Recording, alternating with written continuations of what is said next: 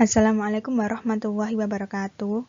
Perkenalkan, nama saya Latifah Rohma, NIM 200509740118 dari kelas Pendidikan Teknologi Informasi 2020B, mata kuliah Jaringan Komputer. Di sini saya akan membahas mengenai standarisasi jaringan komputer. Pengertian: standar jaringan adalah perangkat aturan yang telah terdefinisi dengan baik berkenaan dengan karakteristik dari perkakas jaringan, kabel jaringan, atau perangkat lunak jaringan. Protokol jaringan adalah sistem yang mengatur komunikasi, hubungan, dan perpindahan data yang ada pada sebuah komputer dan jaringan. Pengenalan protokol. Awalnya, protokol digunakan untuk menghubungkan beberapa node saja. Seiring berkembangnya internet, muncul beberapa jenis protokol. Untuk menghindari ketidakcocokan protokol yang lainnya, muncul sebuah standarisasi protokol dikenal dengan Open System Interconnection atau OSI. OSI berperan sebagai konsep dasar dan preferensi teori cara protokol bekerja. TCP atau IP adalah standar protokol yang digunakan dan diterima secara umum. Fungsi dan jenis-jenis protokol. Untuk fungsi protokol ada 4. Yang pertama, times out, membantu jaringan memberikan batasan umur dari paket dan mencegah jaringan overload. Dan yang kedua, reassembly, untuk menyusun ulang paket-paket tersebut saat tiba di jaringan penerima. Yang ketiga, option, untuk mengizinkan komputer penerima untuk memutuskan bagian dari paket yang akan didapatkan oleh komputer penerima. Dan yang terakhir, flow control, untuk mengatur perjalanan data dari transmitter. Jenis-jenis protokol ada 4. Yang pertama, TCP atau IP, mengatur proses transfer data dari satu komputer ke komputer lain melalui koneksi internet. Yang kedua, DNS, Domain Name System, sebuah distribut database digunakan dalam pencarian nama komputer dalam sebuah jaringan TCP atau IP. Dan yang ketiga, HTTPS, Hypertext Transfer Protocol, adalah sebuah protokol jaringan yang mengatur komunikasi dan transfer data antar klien atau web browser dan server. Dan yang terakhir, SSH, Secure Shell, untuk mengatur sebuah perangkat dari jarak jauh melalui koneksi internet. Model OSI. Sekitar tahun 1980-an, sebuah badan ternama International Organization for Standardization membuat model referensi yang diberi nama OSI. OSI mempunyai 7 layer yang memiliki fungsi masing-masing. OSI saat ini menjadi suatu standar koneksi untuk sebuah komputer. Tujuan dibentuknya OSI adalah agar menjadi rujukan bagi developer. Artinya, pengguna tidak harus melakukan upaya khusus dan dapat melakukan kerja sama dengan sistem. Nah, dalam OSI sendiri ada 7 lapisan. Yang pertama, physical layer, yang menjadi tanggung jawab dalam melakukan transmisi terhadap bit data adalah physical layer. Data akan ditransmisikan dengan memakai jenis sinyal yang telah didukung media fisik, seperti kabel, tegangan listrik, frekuensi radio, dan cahaya biasa. Dan yang kedua, data link layer. Tugas dari data link layer adalah melakukan pemeriksaan kesalahan ketika proses transmisi data sedang berlangsung, memiliki tanggung jawab dalam hal membungkus bit hingga berbentuk data frame. Disebut salah satu yang paling kompleks karena memiliki 2 sublayer, yaitu MAC atau Media Access Control dan LLC, Logical Link Control. Untuk lapisan yang ketiga ada network layer. Tugas dari network layer adalah untuk proses routing, sehingga membuat komputer dapat terhubung dengan satu jaringan. Network layer berfungsi untuk melakukan proses routing dan membuat header pada paket-paket data yang ada. Lapisan yang keempat ada transport layer, merupakan tingkat keempat dari OSI layer. Tanggung jawab dari transport layer adalah untuk pengiriman pesan antara dua atau lebih host yang ada dalam jaringan. Untuk lapisan yang kelima ada session layer. Tanggung jawab dari session layer adalah mengendalikan sesi koneksi dialog, mengelola dan memutuskan koneksi dari komputer. Yang keenam ada presentation layer. Tugasnya adalah melakukan definisi terhadap sintak yang dipakai oleh host jaringan dalam berkomunikasi. Tanggung jawab dari presentation layer adalah melakukan enkripsi, deskripsi informasi, dan data kemudian dipakai di lapisan aplikasi. Dan lapisan yang ketujuh ada application layer. Tugas application layer adalah penyedia interface antar protokol jaringan pada aplikasi yang sebelumnya sudah ada di komputer. Dan cara kerja OSI. Application layer mengirim data ke komputer lain. Presentation layer melakukan konversi email menjadi format jaringan. Session layer membentuk sesi perjalanan data sampai proses pengiriman selesai dilaksanakan. Transport layer, pengirim memecah data dan dikumpulkan lagi di transport layer penerima.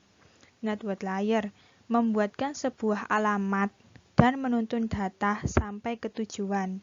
Data link layer kemudian membentuk data menjadi frame dan alamat fisik.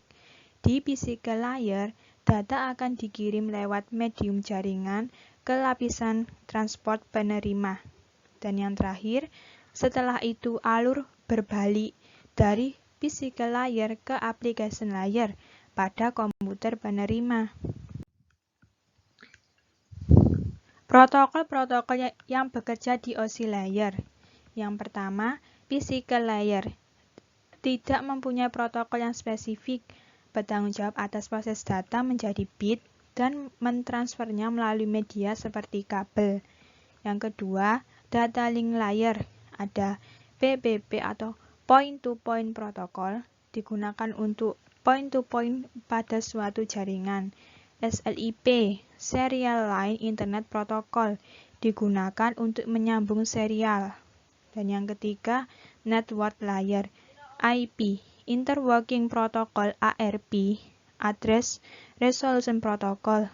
Kemudian ada RARP, Reserve Address Resolution Protocol, IGMP, Internet Control Message Protocol, dan IGMP, Internet Group Message Control.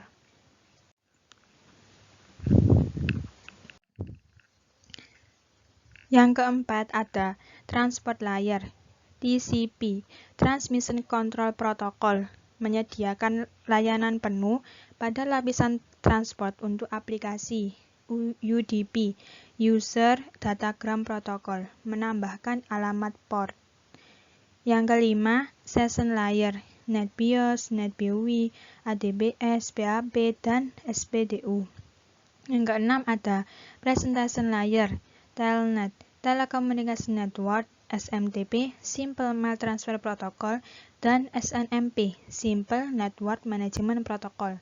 Dan yang terakhir, Application Layer, ada Hypertext Transfer Protocol, File Transfer Protocol, Network File System, Domain Name System, Post Office Protocol, Multipurpose Internet Mail Extension, Server Message Block, Network News Transfer Protocol, dan Dynamic Configuration Protocol. Manfaat OSI memudahkan untuk memahami cara kerja jaringan komputer secara menyeluruh. Breakdown, persoalan komunikasi data untuk mempermudah throttling, memungkinkan vendor untuk mendesain dan mengembangkan hardware atau software yang sesuai dengan layer tertentu, menyediakan standar interface bagi pengembang perangkat yang melibatkan multi-vendor, memudahkan pengembangan teknologi masa depan yang terkait layer tertentu. Model TCP atau IP. Transmission Control Protocol atau Internet Protocol, TCP atau IP adalah suatu set aturan standar komputer data yang digunakan dalam proses transfer data dari satu komputer ke komputer lain pada jaringan komputer tanpa melihat jenis hardware. Protokol TCP atau IP dikembangkan oleh Advanced Research Project Agency atau ARPA pada tahun 1969. Sebuah alamat TCP atau IP adalah nilai biner berukuran 32 bit yang diberikan ke setiap host dalam sebuah jaringan. Lapisan TCP atau IP network access untuk mengirim dan menerima dari dan keadaan fisik. Network access layer terbawa dari model TCP atau IP. Internet untuk mencari jalur terbaik saat pengiriman paket data. Transport untuk mengadakan komunikasi antara dua komputer dan mengirimkan paket yaitu TCP atau UDP. Application untuk memberikan pelayanan kepada pengguna jaringan yaitu FTP, HTTP, SNMP bekerja pada lapisan ini. Nah, untuk perbandingan model OSI dan TCP atau IP itu terletak pada jumlah layernya. Terus model OSI terdapat 7 layer, model TCP atau IP terdapat 4 layer. Kemudian memiliki prinsip yang sama. Ada beberapa layer pada model OSI disederhanakan menjadi satu layer pada model TCP atau IP. 3 layer terakhir pada model OSI yaitu Application Layer, Presentation Layer, dan Session Layer digabungkan menjadi satu layer pada model TCP atau IP yaitu menjadi Application Layer. Layer keempat yaitu layer transport tetap tidak berubah. Network Layer pada model OSI berganti nama menjadi Internet Layer pada model TCP atau IP. Dua model pertama yaitu Data Link Layer dan Physical Layer pada model OSI disederhanakan menjadi satu layer yaitu link layer pada model TCP atau IP.